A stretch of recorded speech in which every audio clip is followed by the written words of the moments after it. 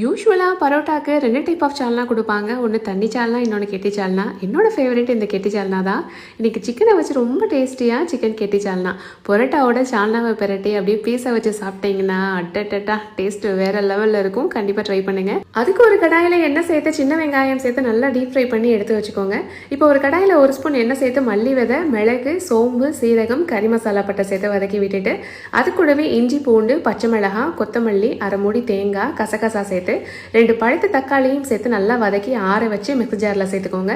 அது கூடவே நம்ம வறுத்து வச்ச வெங்காயம், முந்திரி சேர்த்து நல்லா நைஸாக அரைச்சிக்கோங்க.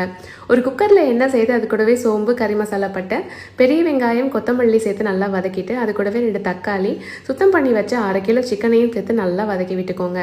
இப்போ அது வதங்கினதுக்கப்புறம் அது கூட உப்பு, தனி மிளகாய் தூள், 2 ஸ்பூன் சிக்கன் மசாலா சேர்த்து மசாலா நல்லா வெந்து எண்ணெய் பிரிஞ்சு வர வரைக்கும் நல்லா வதக்கி விட்டுட்டு நம்ம அரைச்சி வச்ச மசாலாவை சேர்த்து கொஞ்சமாக தண்ணி கலந்து விட்டுட்டு ஒரு சேர கலந்து விட்டுக்கோங்க. 1லேருந்து 2 விசில் வச்சுக்கோங்க. கடைசி ஓப்பன் பேனில் எண்ணெய் பிரிஞ்சு வர வரைக்கும் வச்சிங்கன்னா அருமையான சிக்கன் கெட்டி சால்னா ரெடி. கண்டிப்பாக ட்ரை பண்ணுங்க.